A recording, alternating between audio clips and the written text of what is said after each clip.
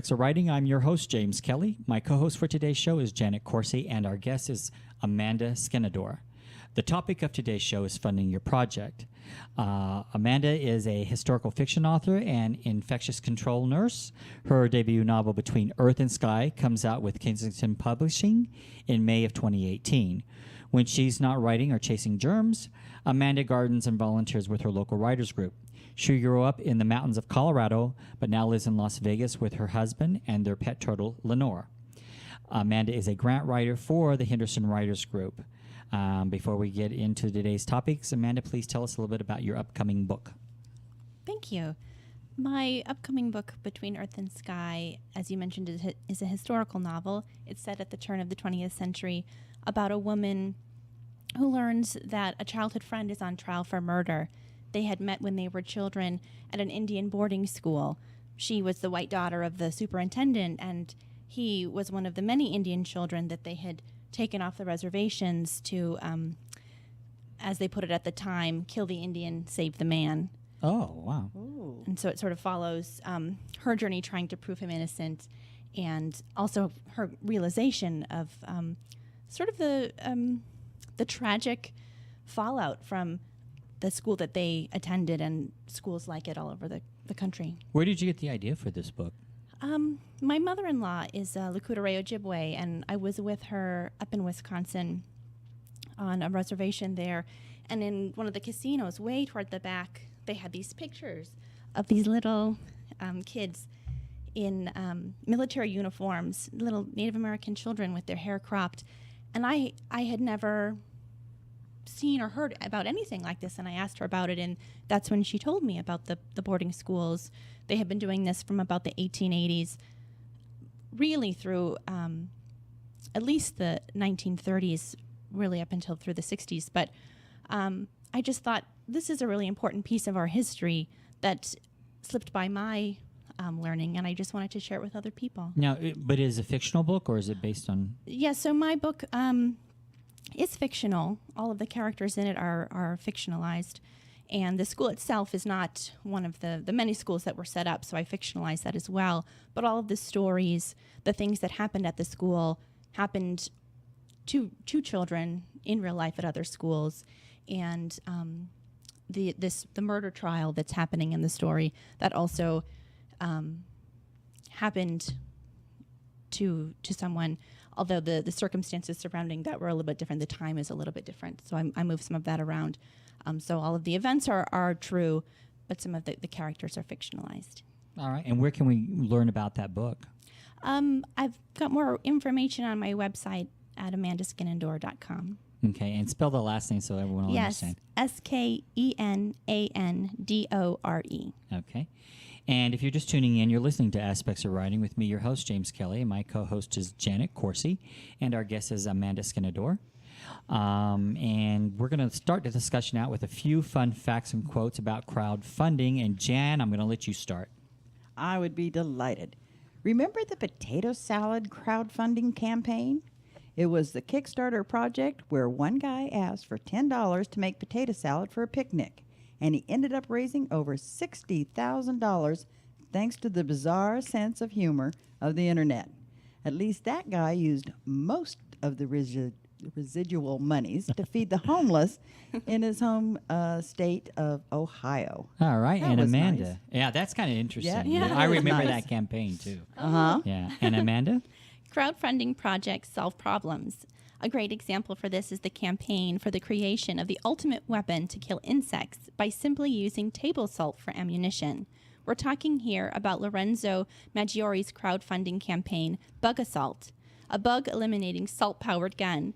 The campaign had an initial goal of raising $15,000, but he raised $577,636, yeah, which was 3,851% overfunded. And so if this did not prove how annoying bugs are, nothing will. Right. Yeah. You know, we're going to talk more about this later on, how crowdfunding can work for you. It doesn't always, but it can. Yeah. All right. Your work is, my quote is, your work is going to fill a large part of your life, and the only way to be truly satisfied is to do what you believe is great work. And the only way to do great work is to love what you do. And that was Steve Jobs. If you're just tuning in, again, my name's James Kelly. Our host is Amanda Skenandore, and my co-host is Janet Corsi. Jan, I'm going to let you take the next. Okay.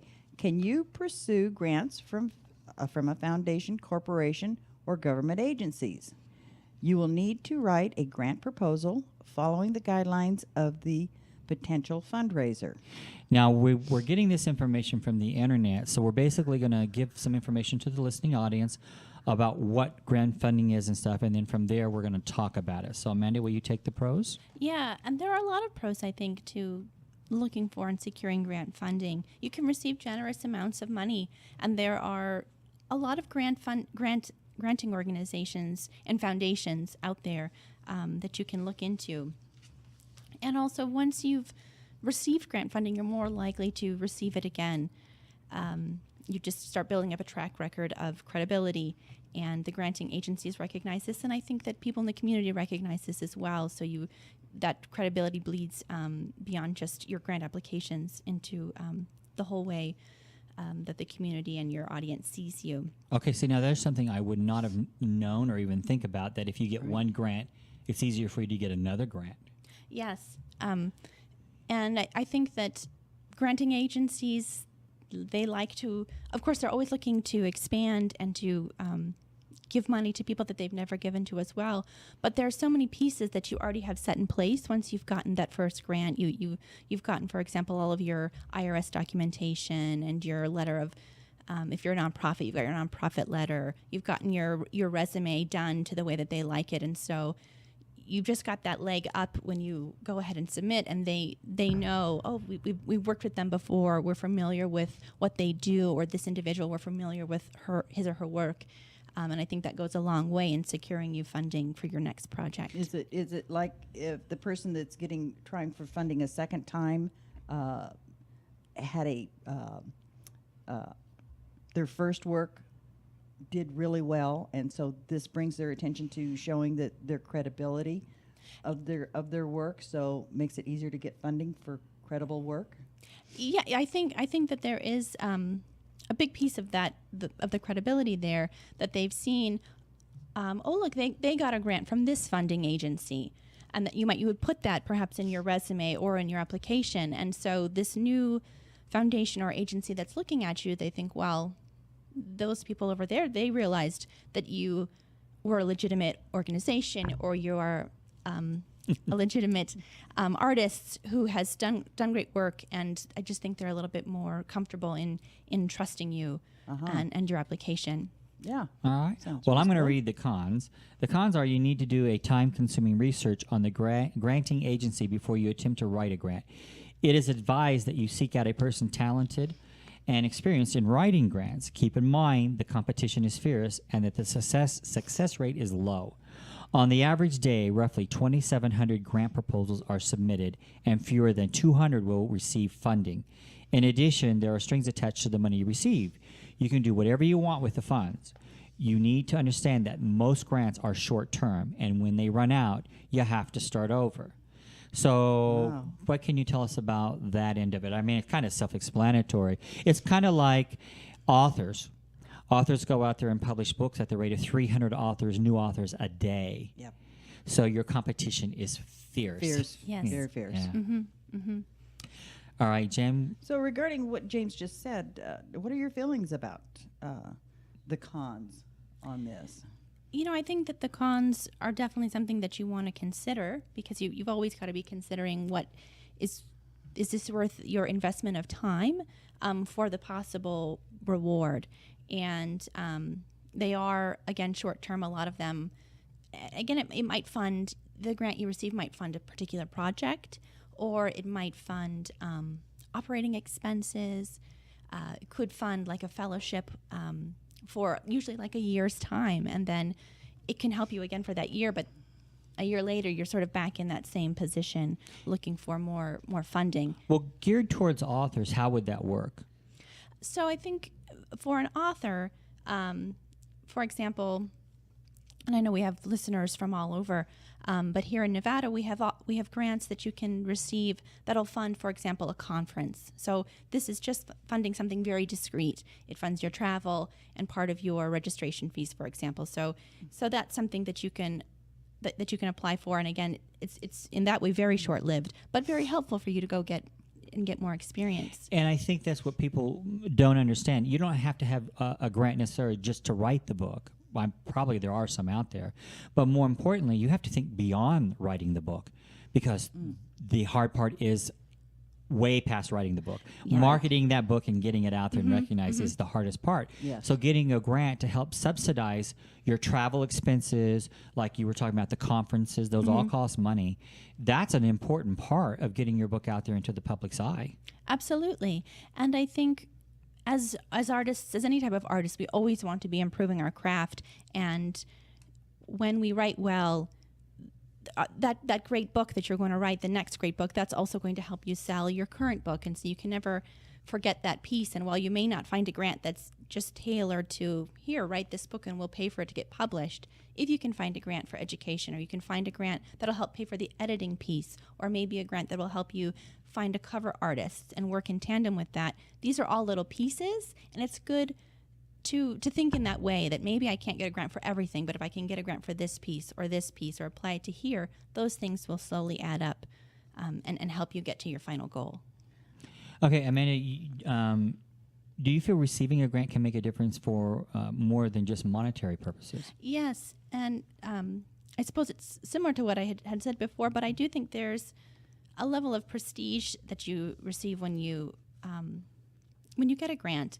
And maybe that seems a little bit superficial or arbitrary, but I think that it's important for authors. We're always looking for ways to essentially sell ourselves to our readership, and a grant does help that. I would encourage you, if you do receive a grant as an author, to put that on your website, to share that on your social media. Because that shows credibility? Yes, absolutely. So you can say, well, the National Endowment for the Arts funded me this grant, and immediately that's a recognizable name that people know, and they see, well, they read your work, or they vetted you, and they believed there was promise there. So I'm going to take a gamble and read your book, or invest in your crowdfunding campaign, whatever it may be. What are a few points that you can point out that aren't necessarily pros or cons when it comes to grant writing? I think it's really important that you read either the guidelines that are put up, or they have what's called an RFP, which is a request for proposals. You want to read that really thoroughly and know exactly what they're looking for. It's a little bit like when you're querying agents and editors. Everyone has different guidelines, different things that they want, and if you don't send them what they want, they're just going to throw you into the slush pile. It's the same way for granting agencies. I heard a story about a granting agency, and they had received the same grant for several years running, and then one year they just didn't pay attention to this RFP, the request for proposal, and they said they wanted the submission single-spaced, and they sent it double-spaced, and that was enough to get their grant completely thrown out, even though they had been receiving that very same grant for several years in a row. What about writers groups? Could they get grants? Absolutely. So grants are available not just for individuals, but for organizations, especially if your group is a 401 or a 501c3. There's lots of opportunities for that. And for a variety of things. Again, I mentioned operational costs. You can get grants for things like that. But you can get grants to help you purchase or advance the technology that you already have. Maybe help you build a website if you don't have someone within your group that's very tech savvy. To bring in educators, that's a big component I see of a lot of grants geared in the arts, is that they want that educational piece, and they want to know how what you're doing has a positive effect, not only on the members of your group, but on the community at large. And you can definitely do that with education. Mm-hmm. Well, our topic is funding your project. And Amanda, you have a few tips that we can talk about as well? Yes. So definitely, like I said, pay attention to details. That's really important. But be concise. They might say you have, a maximum of 2,000 words. That doesn't mean you have to use all 2,000 of those words. If you can answer their question more concisely, you should, and they will appreciate you for that. Of course, definitely with everything, proofread, have someone else read it for you, and also be creative. You want to be conscious of what the scope of the grant is. If they're trying to fund people who are reviving chicken dancing, for example, and you don't do anything remotely related to that, that's not a grant you want to apply for. But if there is a component that the funder is looking for, so for example, my book talks about Native American history. I could look for grants not just for writing per se, but also grants that pertain to history or Native American history or American history. You kind of want to think outside of the box in that way. So where does what you do fit, and how can you shape what you do to the grant? This is probably why you need someone who understands grant writing, because they can help direct you what type of grants you really need to be looking for. Mm-hmm. Absolutely. But I would like to say, too, so I do the grant writing for my writers group, and it just started with a friend of mine. We wanted to go to a conference, and she said, well, there's a grant we could apply to. And we were both nervous because grant writing, that seems so intimidating. Mm-hmm. And we just did it, and we both received the grant funding. And so then it just kept going. Well, I said, well, they've got more grants. We could get this grant for our writers group. And I just did it. And so part of it is just diving in and making the mistakes. Right, don't be afraid. Mm-hmm. But if you can find someone that you know that's written a grant that can help mentor you or even help write the grant with you, all the better, because there's a lot of pieces that you kind of have to corral and get in line in order to be a competitive applicant. Right, because there is a technique to it. Yes. Yeah. You might get lucky the first time, but that doesn't mean everyone will. Yes. But the good thing is, it's with our industry, it's all trial and error anyway. So if you get a rejection, where most authors are used to that, so just go back and try it again. Absolutely. Yeah. And ask why, if they're willing to share what they didn't like about your grant. And a lot of them are actually really forthcoming. They'll have very clear rubrics, and they'll score you, and you can look at that rubric and see, I fell out here. I didn't speak to the community benefit well enough, or things like that. And then you just use that information for next time. How long does it take after you apply for a grant to hear back from them? I think that varies a fair amount from granting agency to granting agency, and also with the type of grant. Some grants have a very specific deadline, and they might be looking at dozens or hundreds of applications, and that'll probably take several months, at least several weeks before you hear. Some grants are what they call rolling grants, and they have a pot of money, and you can apply at any time as long as you meet certain deadline requirements within that grant. And those grants, sometimes you can hear quicker, sometimes in a matter of days, but usually a matter of weeks.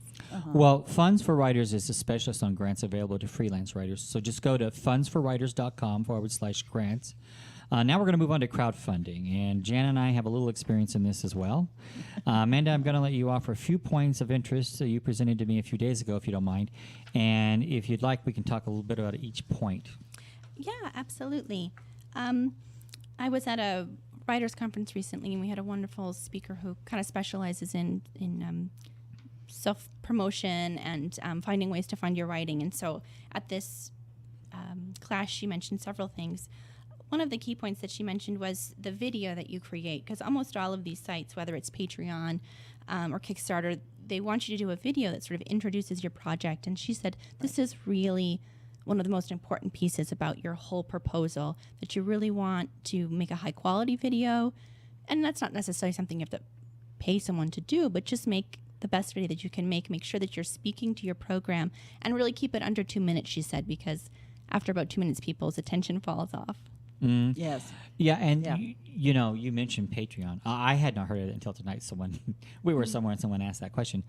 Tell us a little bit about that site. How is that different from Kickstarter or Indiegogo, let's say? So with Patreon, instead of you having kind of a campaign that starts and ends within a very specific timeline, Patreon is more sort of, as the name implies, you're finding patrons. So you have a program. I have a friend, for example, she does this. She's a science mom, and she makes these really cute little books and does all these projects, and has a YouTube channel with science projects that are fun for kids. Ah, good. And to teach kids about science and get them excited. So if you're interested in supporting kids learning about science, you can go to her Patreon, and then you sign up and you contribute a certain amount every month, and that's just kind of ongoing until you stop. So Okay. instead of, again, it having specific deadlines, you're just contributing, and all the other people a small amount every month.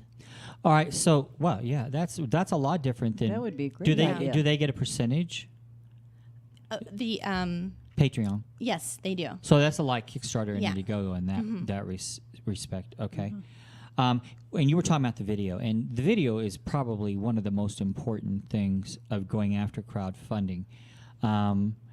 I've helped several people with crowdfunding, and I remember one video in specifically. Hers was a very touching story anyway, and we're talking about Nancy Nelson, who has Alzheimer's. But the music we put behind that, it just followed every word that she did, and it seemed like the tempo hit just when it was supposed to, when it seemed to be necessary to be dramatic or whatever, and that really made a difference for her. Yes. And then in addition to that, there's someone who has been on the show in the past, Jocelyn Town, and she did a field I Am I, and she did that on Kickstarter, and I donated a tiny bit to that.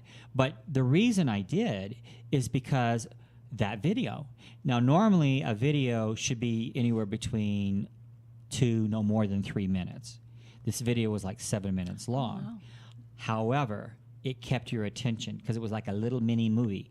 And she did that in one take. I mean, she went all through her house, introduced all these people, and this was all in one take. Wow. Wow. So it's kind of interesting, but it got my attention. And at the time, I didn't know who she was. I knew she was doing a movie. I did recognize a few faces in there because I think Jason Ritter was in there. He was part of the movie. And then her husband was in there as well, Right. Simon Hilberg. So, I recognized those, so I thought, well, she's got to know somebody. Turned out her father was Robert Towns, and she had an uncle who's also a famous scriptwriter. So, but the thing is that video got my attention. I had no idea who she was up until I saw that video. And that's why that video can really make a difference. Now, I've attempted myself, and I'll be honest with you, I'm a little shy at times, so I didn't want to put my face in front of it, and I think that's a mistake we can make, because I think I did. Yeah. Instead, I just did like a slideshow type thing, and it really isn't the same. There's not that one-on-one personality that's getting out there to the person looking at your campaign. So videos are very important. Yeah, you don't want to do a PowerPoint. And, No. But if you keep in mind that they're like commercials, if you really look at a commercial, it's 30 seconds to 1 minute. Yeah, they're quick. But they get the point right off the get-go. You have to get the attention the first 10 seconds, or they're going to turn you off anyway. Right, and our attention span is, like they say, it's 2 minutes. Right. So yeah, all right. And I think you make a great point, James, about maybe we don't like to be in front of the camera, but your funders, they want to connect with you as a person, and Right, if they can see you, then they feel that connection. I think they would be more likely to donate. Well, and I think there's a sincerity part of it. Yes. And I admit, like I said, I've gone out there and done crowdfunding myself, and I've helped other people who were very successful, but myself I wasn't. And it's because I wasn't putting my personality out there, and I wasn't showing my sincerity of what I was trying to accomplish. So I do believe that's a huge part of it. Yeah. Yes. So, Yeah. and I know in our notes here, we have to talk about the credit card part of it and the fees and how all that works. There are various fundraisers out there, and we're going to get into some of those in a minute. But part of what you have to consider when you're going into this is the whole credit card aspect. Yeah. So you want to, if you calculate, and I think you should have a budget before you go into this, how much is my project going to cost? You don't want to forget that these sites will charge you credit card fees if you're the people that are donating use a credit card, which I suppose they have to, unless they're using PayPal. But there's probably there's PayPal as well, Right. and Amazon fees. actually has it set up. Well, but still a credit card you have to go through with Amazon. So, Right. yeah. And then you'll a lot of these programs, you'll have things that you will give in return for people pledging their support. Yeah, the incentives. The incentives, and those also cost money. And so you just want to build that into your budget as well, so that when you're saying, okay, this is going to cost me $15,000, that you're sure that's the full fee, and you're not done and you funded your whole campaign, but it actually cost $20,000 because you forgot Right. these incidentals. Right. So the Yeah. best thing I think on how to do this is first of all, when you go to some place like Kickstarter, they charge, I think they're charging 7%, and then it's like 2.8% for the credit card fee. So you've got to mark off 10% already for your markup. Then if, let's say, you have a novel and it's costing you $4 to produce that book. So now you've got the fees from the credit card, plus now you've got the $4. So all that has to be factored in because it's what's left over from that donation that you're getting to fund your campaign. So you may have 20% to 30% tied up in just incentives. And they actually recommend, I don't think, no more than 30% of your incentives and the cost of the funding projects itself. Right. So it's like you said, if you're going after $4,000, you now have to go after, what is that? It's Probably about 70, 58. Yeah, 58. So that's what you have to make sure you factor all that into what you need. Right. And the formula for factoring into what you need is real simple.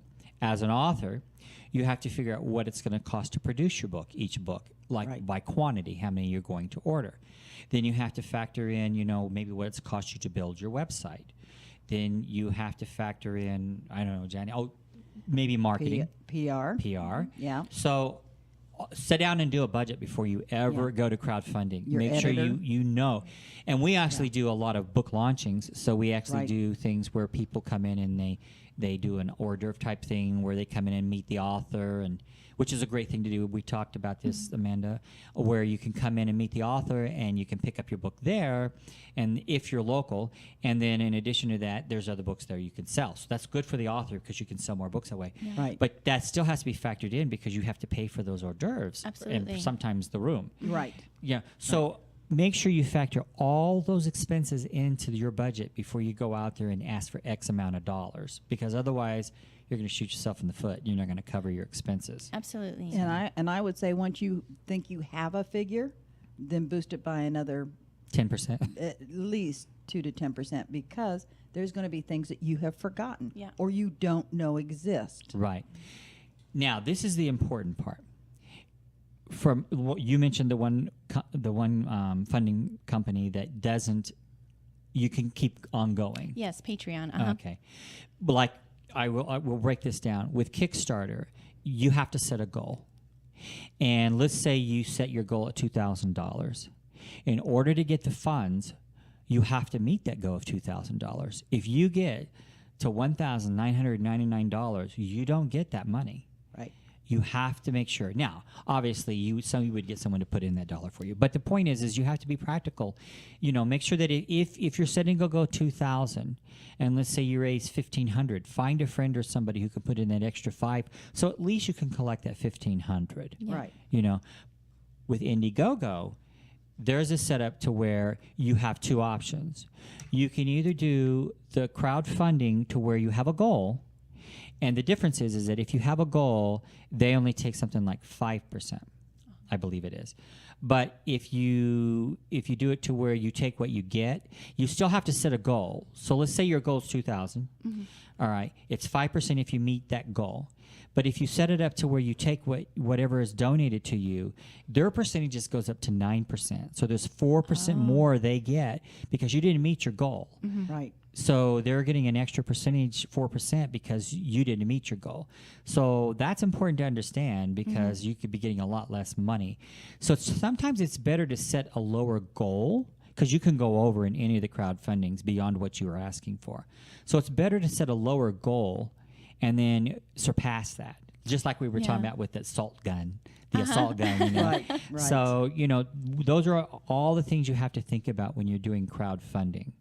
And something else to think about, and that is who you're crowdfunding with.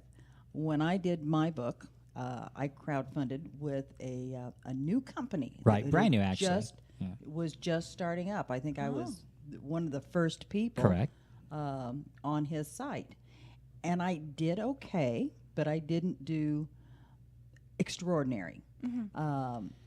But it wasn't his fault. It was just that the lack of knowing that site. And I think a lot of people wouldn't normally go there. People go to Known sites. known Yeah. sites and just look around to see what's out there. And because this wasn't, this particular company then ceased a year ago, but it's not that he didn't do well with what he did. It took a couple years because this was like 6 years ago Right. Well, yeah. that I started this. He started another huge project of his own. And so all of his time was donated. Well, so to he put it that. on the back burner. Yeah, He's going basically. back to it. He's yeah. going back to it. Don't know when exactly, but probably within the next year and a half, he's going to go back to it. Well, one of the things that he did, though, that was kind of interesting is that he put your book up there as a pre-sale. Yes, You could do it several ways. right. So it wasn't just crowdfunding. You could actually go there and pre-sell the book as part of that Yes. package. Yeah, So that would have worked. Amazon does that too. You know, Yeah. there's a Yeah, few you that can do. do- yeah, Yeah.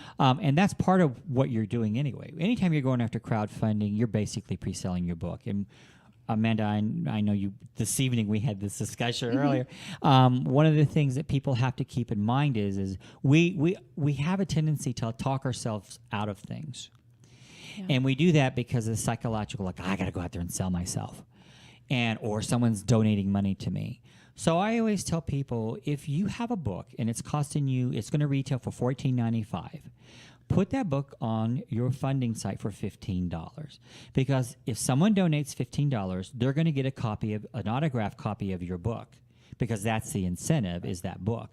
So you're really not giving them anything. They're just paying retail price for what it would cost if they went Right. into the store to get it. The great thing is you've autographed it already.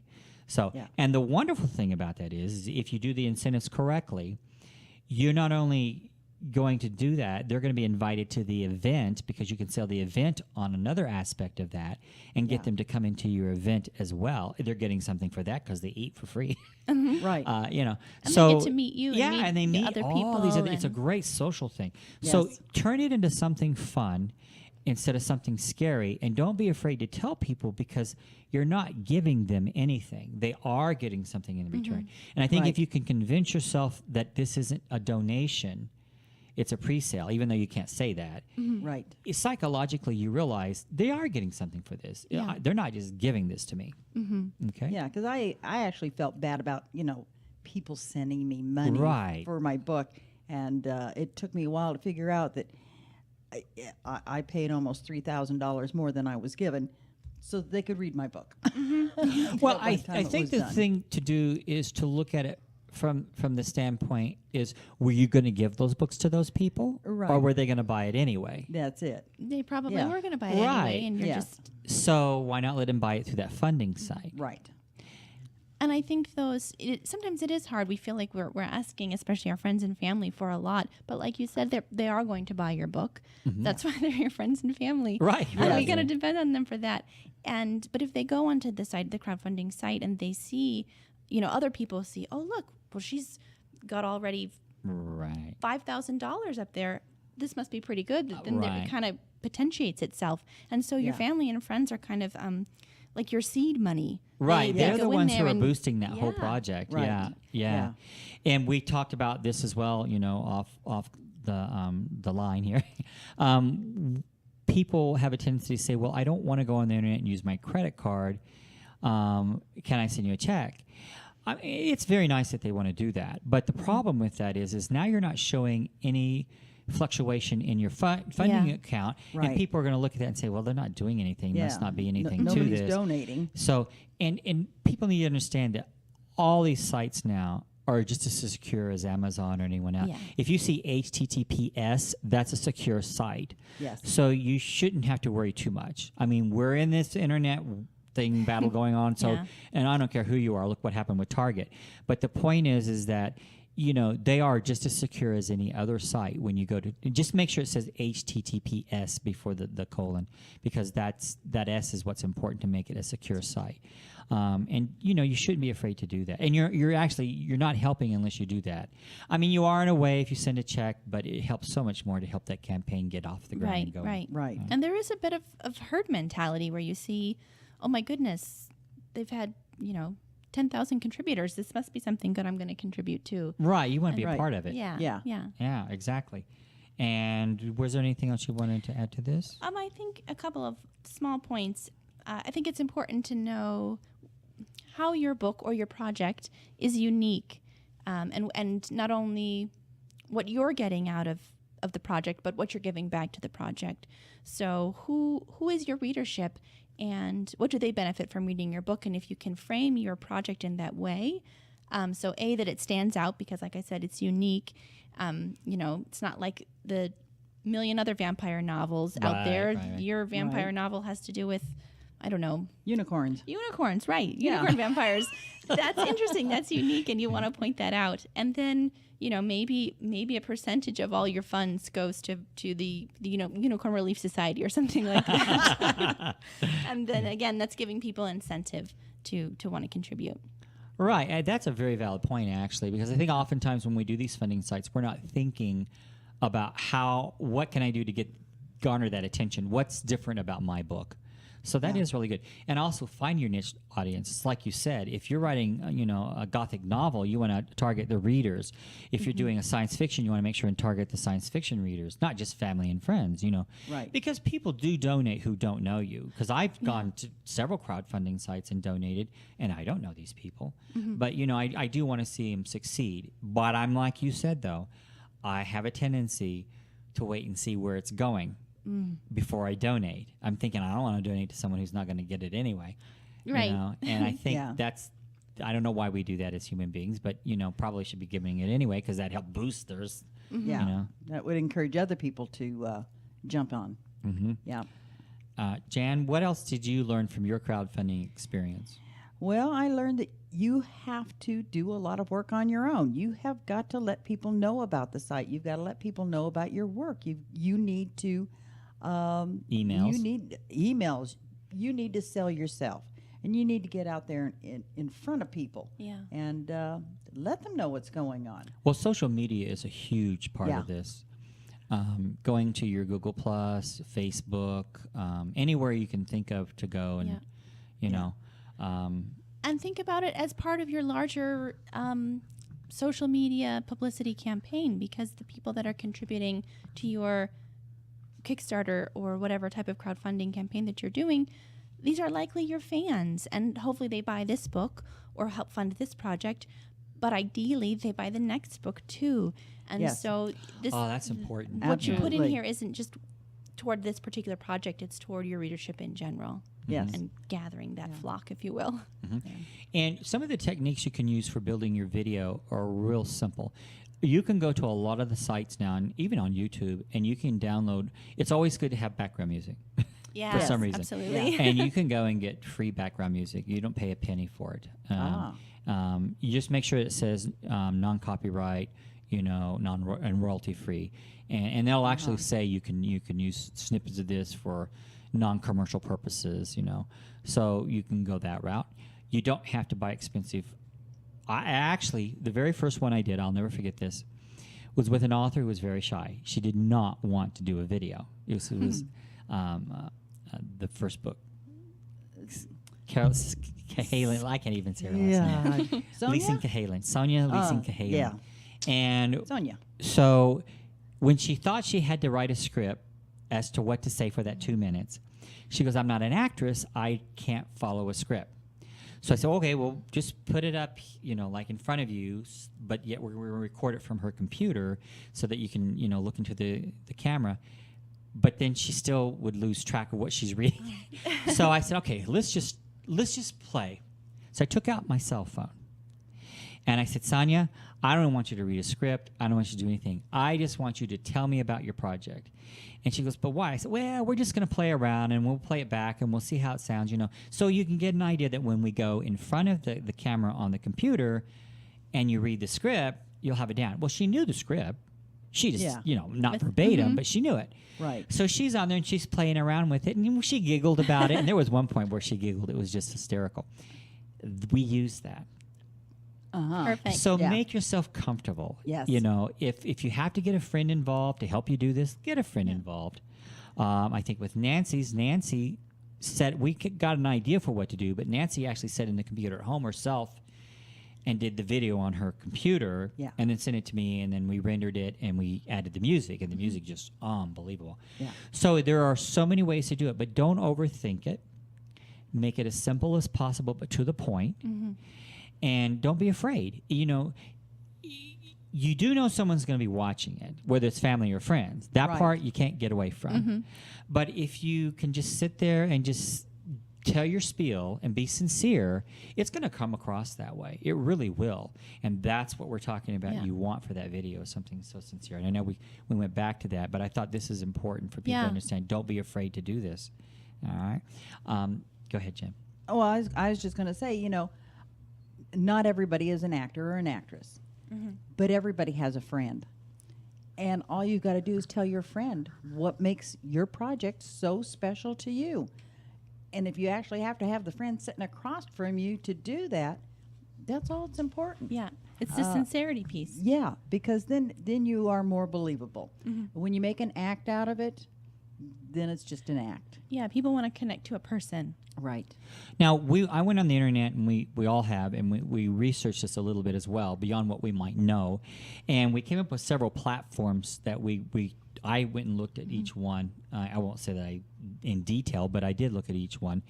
And there were a few out there. So when you go out there and you're looking for these platforms, you're going to get a host of them. Yeah. And Jan brought up an important point a while ago, because she went with a company that right now is no longer in business. Right. And wasn't known then. And wasn't real well known then. So you do kind of have to be careful that you're going with a platform that has visibility, that you know people are going to recognize. Yeah. Because if it's a small one, they could fold up, and Yeah, and they've got your money. and they got your money, and you're not going anywhere. Right. I think what they're counting on, the smaller ones, is counting on you going out there and pushing your project on Facebook or whatever that gets in that recognizability. Right. You know, a couple that I came up with was Rocket Hub, which is more business oriented. Because what I found is they'll represent themselves as, because I just put in for authors, okay, and then I find all these other things. But anyway, Rocket Hub is one that's business oriented. Unbound, did anyone know about Unbound? No. Yeah. All right, from what I was looking at, it's really good for books because it's geared towards the books that are published. So that's one I think if you really are interested, at least check it out. And that's Unbound, by the way. And I think it's a European company, actually. I think it's out of Great Britain. But I like the way they're doing it because it really is geared towards the author themselves. And then we went to one called author.com. Right now they're not in business. Right. And then you mentioned Patron? Yeah, a Patreon. Patreon, oh, sorry.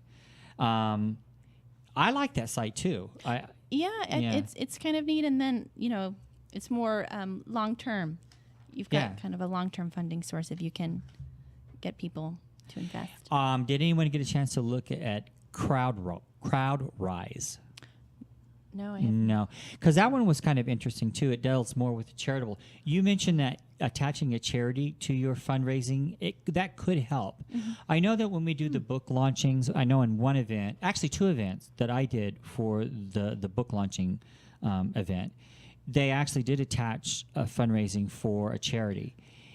And because I know the one book we did, Angels Never Die, that one, Right. We did attach, the St. Jude's Children's Ranch. Oh. And then with Nancy Nelson, hers is, she has Alzheimer's, and so we attached the Alzheimer's Foundation. So it can garner attention. I mean, hopefully you're doing it sincerely. You want to contribute to Yeah. those charities, but there's nothing wrong with finding a charity to attach to your project because you're helping them and you. So there's nothing wrong with that. I That's a don't great idea. We did the book signing at work, and we support Alex's Lemonade think. stand. Oh, that's right. Yeah. And so 10% of everything went to Alex's Lemonade stand from the book signing. Oh, that's neat. It was really neat. Yeah. There are some sites out there that you're not going to. You'll read about them on the internet, but then when you go to click on them, they probably don't exist anymore. And that's why we're saying make sure and really do your homework and check these out real well. And writersfunding.com, we talked about that. And that's more, actually, that's for sale now. I actually went there, and it said that site is for sale. All So right. we don't want to do that one. No. Kickstarter, we touched base on that one. Yeah, that's a big one. It is a good one. It really is. The only flaw I see with that one is if you don't reach your goal, you get nothing. Yeah. I would have thought by now they would have tried to reorganize that a little bit, because there's thousands of people on that site. Yeah. It's the large. It was the largest. I don't know if it is now or if Indiegogo is, but between Kickstarter and Indiegogo, they're the two largest. GoFundMe is basically through Facebook, I believe. Is that correct? I think it is, because I think I went there and set up a GoFundMe for the show. Yeah. So and that's great because it's already on a social network. So your potential for someone discovering you is pretty Greater. good. Yeah. Yeah. Indiegogo I found interesting. I've used it a few times for people that I've helped, and I don't think one person ever met their goal, but you still get to keep what you got. Yeah. So, and yes, they do charge a higher percentage. But let's just assume you're going after $2,000. You only raise $1,000. Well, now you only have to come up with $1,000 out of your pocket to finish whatever project you're working on. Right. So any help you can get at all is better than Absolutely. nothing. And so that's something you have to keep in mind. And it's neat to go to that site just to look to see what people are doing. Exactly. It's unbelievable the talent that exists out there. Exactly. And I think that's a good thing to do, to see what are other people that have a similar project to you. What have they done? What have they done that's neat? And then how can you sort of copy, steal, rework that to your particular project? And so when you go see, I really like what they did with their video. I love the background music, or I love the way that they've framed their incentives. And so you can get an idea how to make your site successful, looking at other sites that have been successful. Well, I've been to a few seminars in the last couple of weeks, and one of them was on funding your own project when it comes to movies, independent films. And it's interesting how everyone has a take on this. And the person who was conducting this, he did mention crowdfunding, but he did mention also that everybody's going after crowdfunding. So unless you know a whole host of people, especially when it comes to funding a movie, it's really difficult. And then on the flip side of that, I guess we had on our show, the prior show, Rich Devon, he's going to be using Kickstarter for the first time for an up-and-coming project he's doing, which he's done everything. He's done plays. He's optioned movie. He's you name it. He's an author. Writes for magazines. But it's interesting to hear him mention that they're going to go to Kickstarter. Now, he has a base. And I think that's an important thing to understand as well. And it kind of, Amanda, what you mentioned is true. If you go out there for the first time and you can get your book off the ground, you have one novel under your belt, you now can have readership from anywhere from 100 to several thousand. Yes. Now when you go out there with your second book, it's easier to do that campaign because you can now send a feed to each one of those people. Yeah. And they're probably going to want your second book anyway if they're a fan. Right. Yes. So you've almost guaranteed yourself you're going to meet your crowdfunding goal. Right. Yeah. So utilize that. Always save all your emails. Yeah. Those email addresses are valuable. Yes. And so that's another important thing to think about. I love crowdfunding. I don't think it's anything to be ashamed of. I think it's absolutely the best way to get it's almost like free publicity if you think about it. That's why I say get yourself in the right frame of mind. Don't look at this as I'm begging for money, because that's what some people said they felt like. Yeah. You're not. You're giving them a product for what they're donating. So basically they're not getting nothing out of it. You're accomplishing your goal of getting your project off the ground. And you're building a base, because if someone gets that book through crowdfunding and you send it to them and they like it, they're going to tell other people about your work. Right. Now they're going to go to Amazon or Barnes & Nobles or wherever your book's available and get that book. So crowdfunding can really be a friend to you if you can utilize it the right way. Doesn't always work, but I always say give it a try anyway. Yeah. Well, even if it only pays for part of what you need done. It'd be great if you could, if you're asking for $3,000, get the whole $3,000. But if you only get even just $500, that's $500 more than you had. Absolutely. It's kind of like business. I would rather have 10% of something than 10% of nothing. Yes. So you don't want 100% of nothing. or 100% of nothing. You'd rather have 10% Well, of but something my than point 100% is there's of nothing nothing. to get anything from. Yeah. Right. So, everything is in perspective. Amanda, do you have anything else to add to what we've been talking about? Or can you think of any questions you might have? Well, a couple of things. I thought that if you're nervous with the crowdfunding, you don't necessarily have to start out and say, well, I would like to do a crowdfunding project to finance my entire novel. Right. The whole Right. thing. You could start small and say, well, I just want to do a crowdfunding to get the cover, to be able to afford the cover art. And then that's kind of how And you we dip have your had people toe do in. that, yeah. You know, and then maybe with the next book, or you go and, well, I want to do the editing. That's a little bit more expensive, and then that way, and then you could go forward with that if you want to just start small. There's nothing wrong with doing it piecemeal that way. Well, I've mentioned one author in particular many times on this show, and I don't know her, but her name is Amanda Hawking. And Amanda Hawking started off just wanting to get, I think it was $800 for some friend's party or something. So she wrote this little story, and she put it on the internet, and it took off. Yeah. And Amanda Hawking ended up selling 200,000 copies of her stories because she wrote more than one. She kept writing every month for 3 years. I believe it was 3 years. Yeah. That's incredible. Yeah. So, do start off small. Her idea was to raise $800, and she was generating 200,000 sales a month. Yeah. So, it just do it. I always say, at least give it a try. Yeah. You have nothing to lose by doing it. Yeah. But never, get the whole idea. It's like when we talk about radio. We always talk about radioing for first-time people who've never been on a show.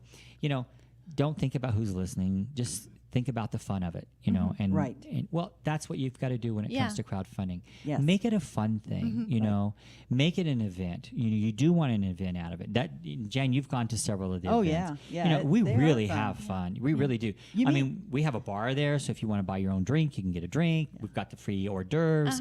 You're standing around different tables talking to people. When you're through with this crowd, you can go over and talk to someone else, and you meet all these interesting people. So unique people. Yeah, and I love it because when we do our events, we do them at restaurants.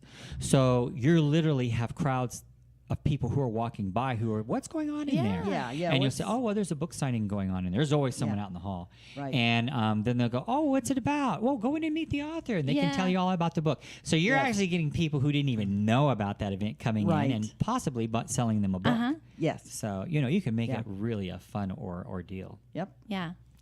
Well, we're running into the last few minutes of the show, so I'd like to thank our guest and our author now, Amanda Skenandore. Thank you. And my co-host, Janet Coursey. And we'll be logging the show on YouTube after the show, or not too long after the show. So you can just go to youtube.com/aspects of writing. Or you can visit our website at aspectsofwriting.com. So until next time, this is your host, James Kelly, reminding you, if you can dream it, you can write it. Thank you for being on the show, Amanda. Thank you. It was a Wonderful show. pleasure. Thank Oh, you. you're welcome. Thank you. Wonderful.